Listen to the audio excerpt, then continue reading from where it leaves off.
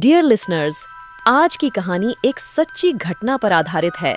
इस दुनिया में इंसान ही नहीं, बुरी आत्माएं भी वास करती है। कुछ लोग इस बात को सिर्फ अंधविश्वास समझते हैं, लेकिन कुछ लोग इसको हकीकत बताते हैं। आपका क्या कहना है इस बारे में कमेंट्स करके हमें बताएं।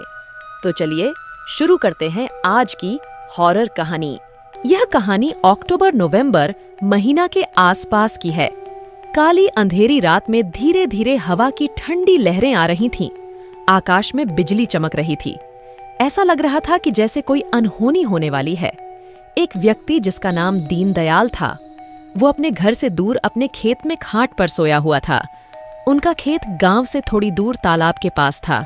बारिश के कारण पूरा तालाब भर गया था और खेत में घास भी ज्यादा हो गई थी, जिसके कारण अंधेरे में यह सब और भी डरावना लग रहा था। उस तालाब के किनारे बरगद के बड़े बड़े पेड़ थे। जब हवा चलती थी तो बरगद के पेड़ की डालियों की आवाज काफी डरावना लगता था। अचानक खेत में बंधे हुए जानवरों ने चिल्लाना शुरू कर दिया।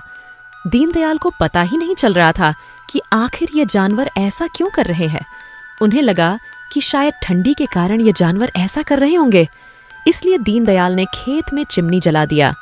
उस चिमनी के उजाले में दीनदयाल की नजर खेत में रखे अपने खाट पर पड़ी। उसने देखा कि एक औरत जिसकी उम्र 40 साल है, उनकी खाट पर बैठी है। ये देखकर उनका शरीर डर के मारे कांपने लगा। उसी वक्त आकाश में बिजली बहुत जोर से कड़की। वैसे तो दीनदयाल बहादुर था, लेकिन आज उसे भी थोड़ा डर लग रहा था। उसी वक्त उस आदमी ने आग में सूखी घास डाली और आग को ज्यादा बढ़ाया। इसकी वजह से वो औरत ठीक से दिखाई दे रही थी। दीनदयाल चिमनी के पास बैठे बैठे ही जोर से आवाज लगाई, कौन है? पर सामने से कोई प्रतिक्रिया नहीं मिली। इसीलिए वह आदमी अचंभित रह गया। उनकी समझ में कुछ नहीं आया। वह आदमी खड़ा हो गया और सोचने लगा कि अब डरने से कुछ नहीं होगा, मुझे हिम्मत से काम लेना पड़ेगा। किसी तरह हिम्मत करके उस आदमी ने अपना डंडा हाथ में लिया और बोला, कौन हो तुम? तुम्हें क्या लगता है कि मैं तुमसे डर गया हूं? लेकिन सच तो यही था कि वह आदमी अंदर से पूरी तरह से डर के मरे कांपने लगा था। उसका यह गुस्से वाला रूप देखकर वो औरत खड़ी हो गई और जोर से बोली, क्या तुम मुझसे नहीं डरते? उस आदमी ने हिम्मत की और बोला, यहां से चली जाओ, वरना ये लाठी से मार मार कर तेरा सिर फोड़ दूंगा।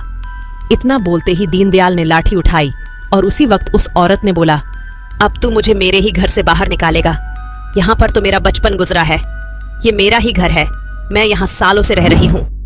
ये सुनकर उस आदमी का डर और गुस्सा दोनों ही शांत हो गया।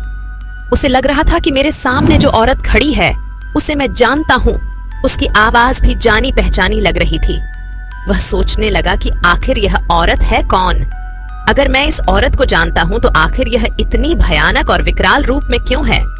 अचानक, अरे यह तो कंचना है, मेरी बड़ी बहन। बचपन में मैं और कंचना साथ में ही खेत में चारा काटने का काम करते थे। अब दीनदयाल को पूरी बात समझ में आ गई। ये कंचना के बचपन की बात है। जब वह 14 साल की थी, तब इसी खेत में गांव के कुछ बच्चों के साथ खेल रही थी। दूसरे बच्चों की तरह कंचना भी पेड़ पर चढ़कर एक डाल से दूसरे में डाल पर छलांग लगा रही थी। अचानक वह जिस डाल पर बैठी थी वह डाल टूट गई और कंचना मुंह के बल नीचे गिर गई। यह देखकर सारे बच्चे डर के मारे चिल्लाने लगे।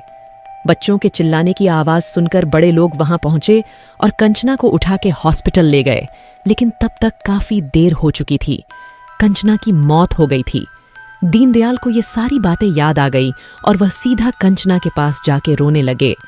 जब यह बात गांव वालों को पता चली तो सारे गांव वाले चौंक उठे थे। वास्तव में वह कंचना ही थी। बचपन में मौत के कारण उसकी आत्मा भटक रही थी। गांव के एक बड़े बुजुर्ग ने कहा कि जब कंचना की मौत हुई थी तब वो एक बच्ची थी, इसीलिए उसे बालक समझ के दफनाया गया था, लेकिन वास्तव में उसका अंतिम संस्कार करने की जरूरत थी। इसीलिए कंचना की आत्मा आज तक भटक रही है। दीनदयाल ने तुरंत ही कंचना को जहां दफनाया गया था वहां से उसे निकाला। किसी की भी हिम्मत नहीं हो रही थी कि कोई उसके पास भी जा सके। उसी वक्त कंचना की आत्मा ने गांव वालों के सामने आके कहा कि हाँ, आपकी बात सही है, मैं मर चुकी हूँ। आप लोगों को मुझसे डरने की जरूरत नहीं है। मैं अभी भी इसी गांव की बेटी हूँ, लेकिन मैं आज तक भटक रही हूँ, मुझे मुक्ति दीजिए। बाद में दीनदयाल ने कंचना के शव का अग्नि संस्कार किया और उसकी आत्मा को शांति दिलाई। उसके बाद कंचना की आत्मा हमेशा हमेशा के लिए उस गांव से चली गई। सभी गांव वालों ने दीनदयाल का धन्यवाद किया और खुशहाल जीवन व्यतीत करने लगे। दोस्तों, आज की कहानी कैसी लगी कमेंट करके हमें जरूर बताएं। अगर कहानी अच्छी लगी तो वीडियो को लाइक और चैनल को सब्सक्राइब करना ना भूलें। अब इजाजत दीजिए अपने दोस्त विकास को। तो फिर मिलते हैं एक और कहानी के साथ। तब तक के लिए अपना और अपनी सेहत का ख्याल रखिए।